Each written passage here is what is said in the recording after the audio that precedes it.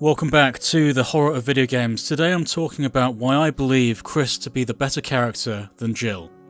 Of course, this is completely subjective, but I believe that Chris is the superior character for a number of reasons.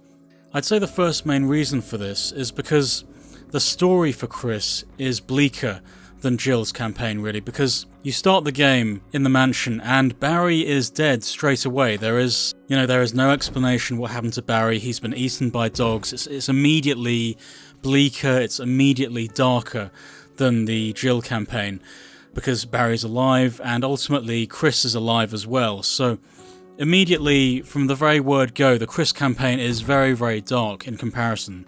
And also the thing is that Barry can't be saved on the Chris campaign. He's just absolutely nowhere to be seen while playing as Chris. You can't save him from the prison cells. He doesn't feature in any way, shape or form while playing as Chris. And I think this makes the mood of the Chris campaign far more compelling than the Jill campaign, in my opinion. Now, the second reason why I believe Chris to be superior to Jill is because the use of flash grenades. Now, in previous videos, I've been calling them frag grenades when they're not frag grenades, they're flash grenades. So excuse me on that one. But I think on a very simple level, I just think it's cooler to use the grenade and put it in the guy's mouth, and then the head explodes. And I think that is inherently cooler than using a taser to kind of electrify the zombies. And I think you're being attacked by multiple enemies. You throw grenades in their throats and you blow them up, and and they're completely helpless. They stand there, completely helpless. And then you kind of decapitate them with a headshot. And I just think, in terms of cool factor, flash grenades are superior to tasers, really. And then you've got to think about the functionality of the defense items. For example, the flash grenade will always decapitate the zombie, whereas the taser is non-lethal. It doesn't actually kill the zombie outright. It may take multiple taser hits to actually kill the zombie. So from a functional perspective and a gameplay perspective, the flash grenade from Chris is superior because it allows you a guaranteed headshot every single time, whereas with the taser that doesn't happen.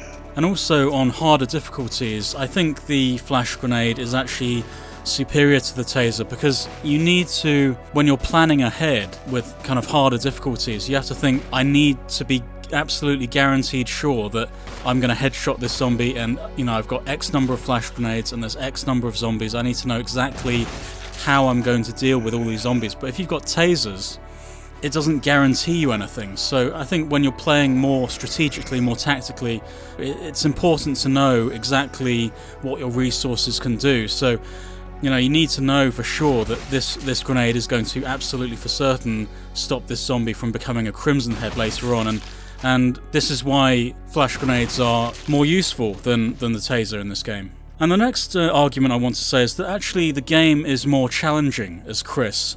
Barry comes to save Jill twice in this game. For example, when Jill takes the shotgun and activates the ceiling trap, Barry will be there to save her from being squashed. Now, in the Chris campaign, you would have to get the broken shotgun and then replace the real shotgun with the broken one, and then you can escape. But with Jill, you can just grab the real shotgun and just escape. Barry will save you, and you've got the real shotgun to start with, and saving you so much time and hassle.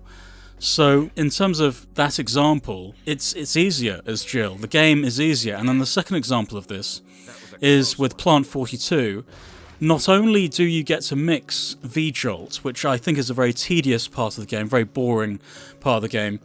So you apply the V-Jolt, and then you go in there, and then you get grabbed, and then Barry comes in with the flamethrower, and then saves you again. So it's just not very challenging playing as Jill. It's too easy. Like you get saved twice at key moments in the game, whereas in Chris, which contributes to this feeling I'm saying that Chris' storyline is bleaker because you have to do everything by yourself most of the time, unless Rebecca's trying to save you from the poison, yes, fine. But most of the time, Chris is completely by himself. He has to figure out everything by himself. He's got to fight Plant 42 by himself.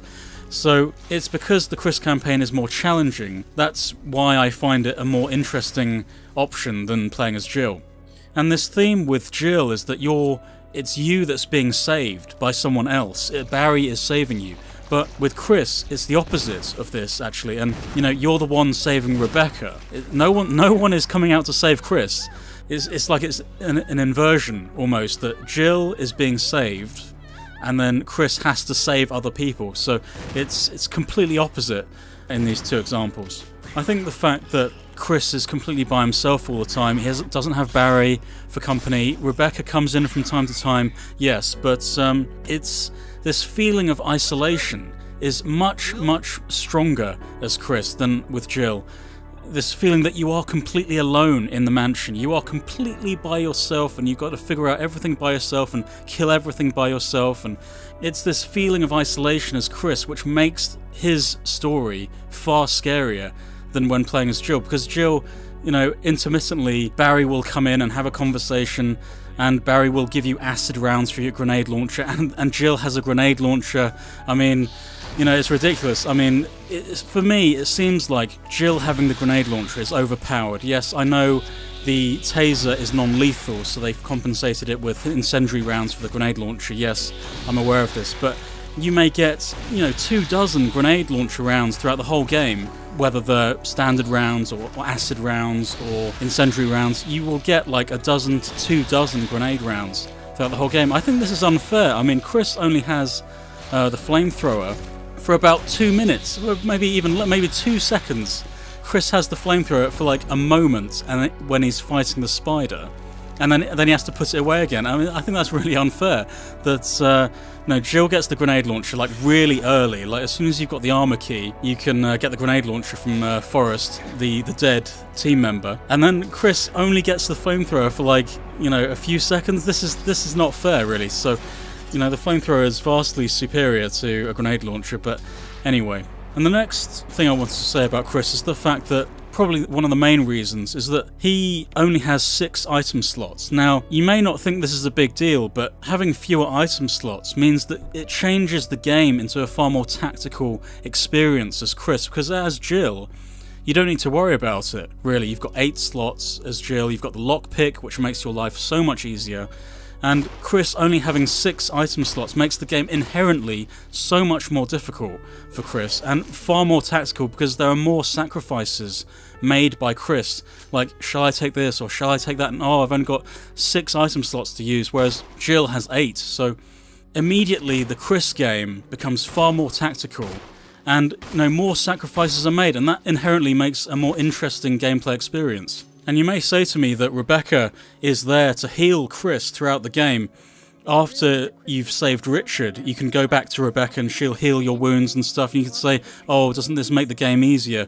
But the thing is, Chris has to actively go out of his way to go to the medical room and find Rebecca to get healed. Whereas with Jill, she seems to just be automatically saved by default. She doesn't have to do anything. But with Chris, you have to actively go somewhere to heal up from Rebecca. So it's not quite the same scenario, because Jill is automatically saved, like twice by Barry. You don't have to do anything, no input, no, not going out of your way or doing anything. But with Chris, you have to go out of your way to go to the medical room and get healed by Rebecca and then go back to whatever it is you were doing. So it's not really the same example, really. And I just wanted to say about the whole V-Jolt thing with Jill, and I just think this is so boring. I mean, I just think, 1 + 3 = 4, and 7 + 4 = 11, and blah, blah, blah. This is so boring, guys. Just doing basic maths and mixing these chemicals together, and come on, this is boring. This is supposed to be like survival horror. This is really, really, really boring when I was doing this. And I thought, and then you go into the Aqua Ring, and then you apply the V-Jolt, and then you kill the boss just by pressing a button, and then you go upstairs, and then Barry saves you with the flamethrower. Come on. This is not fun. How is that fun? How is that in any way meant to be survival horror or challenging? I mean, you've killed the boss in like 1 button press. I mean, that's just not how it should be, really, and I just... this is why I really, really don't like playing as Jill, because I find it to be a very tedious campaign. It's a very boring campaign. You got with the V-Jolts and the kind of... and Barry saving you twice, it's just, no, not really. The Chris campaign is the hardcore version. You're by yourself, you've got to figure stuff out for yourself, you've got to kill stuff by yourself, and you're completely by yourself with the bleak storyline. Barry's dead straight away, there's no explanation about Barry, he's just gone somewhere, he's dead, outside, eaten by dogs. So and he's got the frag grenades which blow up people's skulls, decapitates people, and, come on, Chris is better. I mean, I wonder what the comments are going to be like below, but I do have to say, Chris is the stronger character, he can take more hits, it's a more tactical experience. So, those are some of my thoughts on why I believe, this is just my opinion of course guys, just my opinion, why I believe that the Chris campaign is better than the Jill campaign. So, why don't you tell me what you think in the comments below?